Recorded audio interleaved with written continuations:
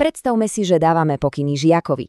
Ak mu len tak povieme, napíš niečo o histórii, asi dostaneme niečo, všeobecné a možno aj trochu zmätočné, však? Ale ak povieme, napíš 5 vied o hlavných príčinách druhej svetovej vojny pre úosmakov, výsledok bude o poznanie lepší. No a presne takto je to aj s umelou inteligenciou. Dnes sa spolu pozrieme na to, ako sa stať majstrom v komunikácii s AI.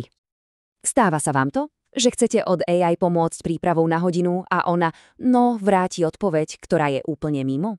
Ak áno, nie ste v tom sami. Táto frustrácia je naozaj bežná. Ale mám dobrú správu. Problém často nie je v samotnej umelej inteligencii, ale skôr v tom, ako s ňou hovoríme.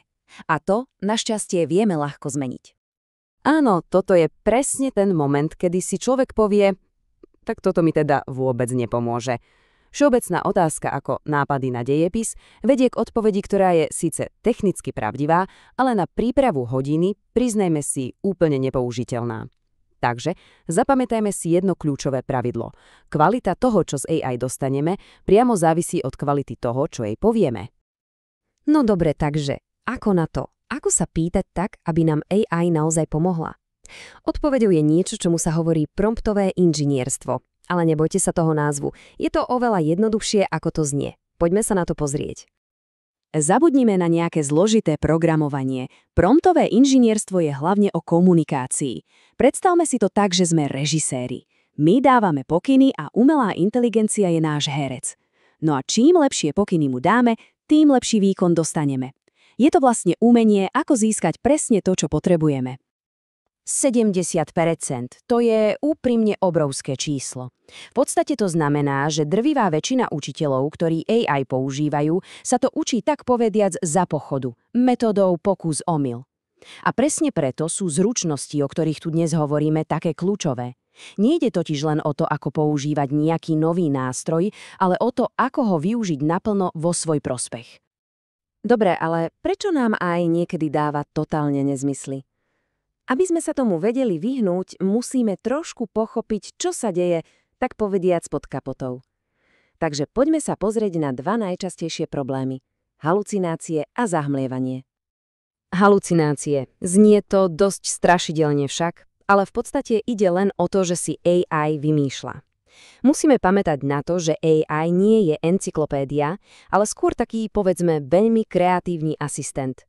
Keď jej dáme nejasný pokyn, napríklad napíš životopis menej známeho slovenského básnika, tak si tie fakty môže jednoducho vymyslieť, aby vyplnila medzery. A výsledok bude znieť úplne presvedčivo, ale bude žiaľ nesprávny.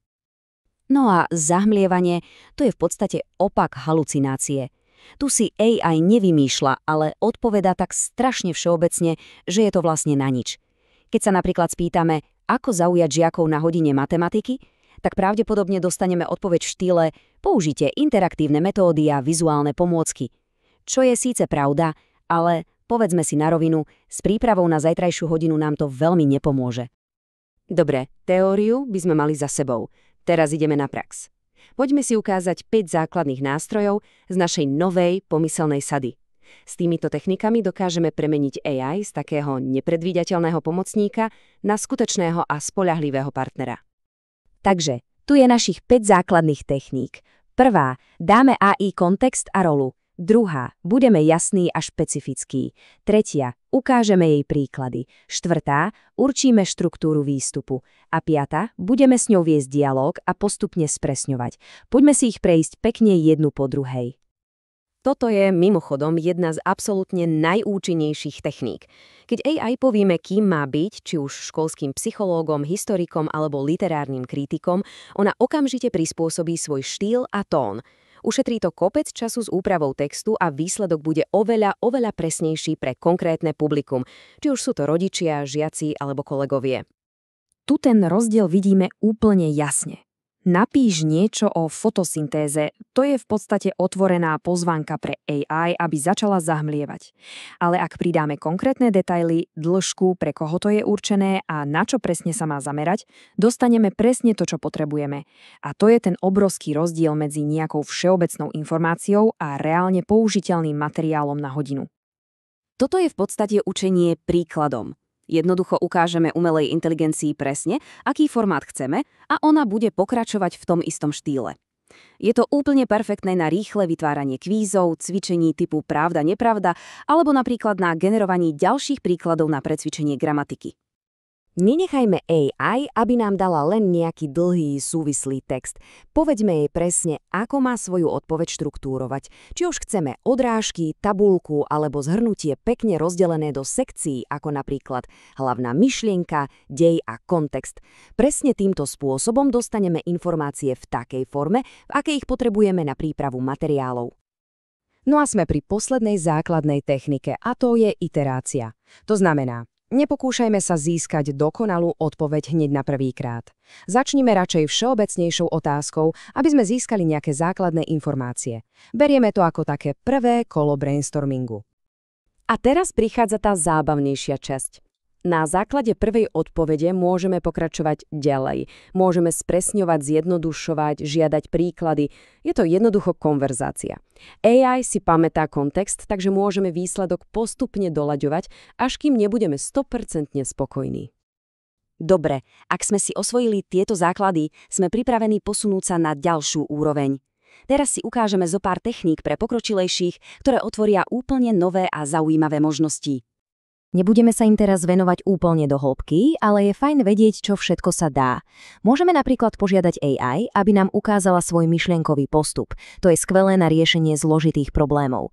Môžeme ju tiež požiadať, aby skontrolovala a vylepšila svoju vlastnú odpoveď. Alebo, a toto je naozaj zaujímavé, môžeme ju požiadať, aby nám sama pomohla napísať ešte lepší prompt. Len si to predstavme, že žiaci môžu viesť akoby reálny rozhovor s Ľudovitom Štúrom alebo s Albertom Einsteinom. Táto technika rolových hier nám umožňuje vytvárať takéto simulácie a interaktívne scenáre, ktoré môžu úplne zmeniť dynamiku hodiny a vtiahnuť žiakov do deja tak, ako nikdy predtým. Dobre, prešli sme si naozaj množstvo techník a príkladov, ale ak by sme si z toho všetkého mali odniesť jednu jedinú vec, čo by to bolo a ako vlastne začať?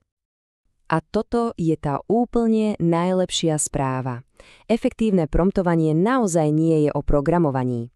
Je to o kreativite, komunikácii a empatii, teda o zručnostiach, ktoré ako učitelia používame v triede každý jeden deň. Všetky tieto zručnosti už dávno máme, len ich teraz aplikujeme na nový, moderný nástroj. Umelá inteligencia je v konečnom dôsledku len nástroj. Podobne ako tabula alebo projektor, ale s jedným veľkým rozdielom. Je to nástroj, ktorý sa neustále učí a zlepšuje. A to znamená, že jedinou skutočnou hranicou toho, ako ho môžeme využiť vo vyučovaní, je naša vlastná predstavivosť. Takže sa naozaj nebojme experimentovať. Takže, čo to bude ako prvé?